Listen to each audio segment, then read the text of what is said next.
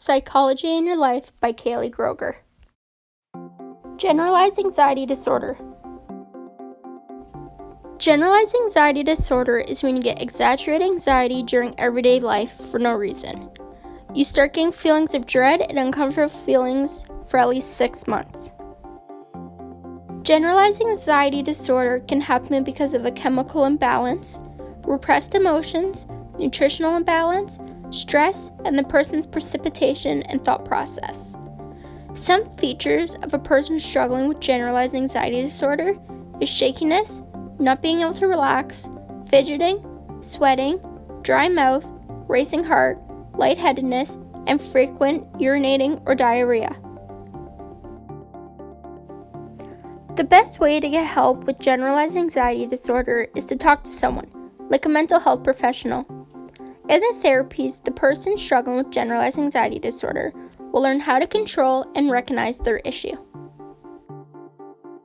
It is very difficult for people with generalized anxiety disorder because they always have a constant worry wherever they go. Ever since I was around 8 years old, I started having trouble with my knees. I'd be running at recess or in gym class and my knees would dislocate out of nowhere. These dislocations caused me to be in pain for days or weeks at a time, and that's when my anxiety really started. At 17 years old, I was finally diagnosed with having undeveloped kneecaps, which caused them to dislocate. And after going to many doctors as a child, it took them around 10 years to get the help I needed. Over the years, I have had a lot of anxiety issues when it comes to my knees, especially during the winter. In the winter, I have to wear spikes in my boots just to calm down my anxiety. It's gotten to the point where I have no reason to be anxious, but it just comes out of nowhere. I just start breathing heavy, I get blurred vision, and I start to cry. This has been very difficult for me because I wasn't able to participate in sports like most children, which I actually loved as a kid. On April 3rd, 2019, I had TTO surgery, which was my first ever surgery, and that was hopefully to fix my kneecap. My kneecap was moved into the proper position. I've got 3 screws in my knee and I had about 30 staples. I still get anxiety when it comes to my knees, but it's a work in progress. General Adaptation Syndrome.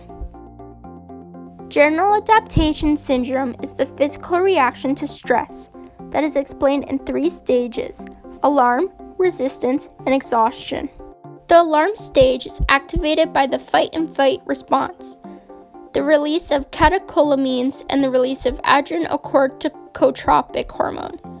This stage is also put together by defensive and anti-inflammatory response.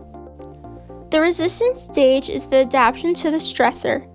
The resistance stage is marked by high cortisol levels. The exhaustion phase is the prolonged exposure to the stress, which causes exhaustion. This stage is very dangerous to the human body, mainly to the digestive, immune, and circulatory system. If these are not treated, it can cause death. 4 lobes of the brain. The brain is one of the main organs in the human body. In the brain, there are 4 lobes: the frontal lobe, the parietal lobe, the occipital lobe, and the temporal lobe.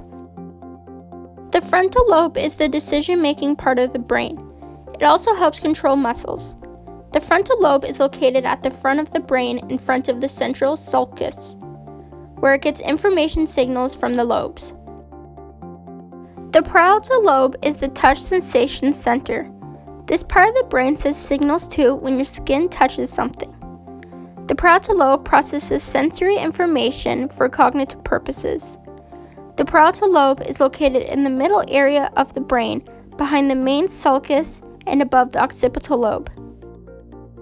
The occipital lobe is located at the very back of your brain. The occipital lobe controls your eyesight and processes visual information, such as colors, objects, and people.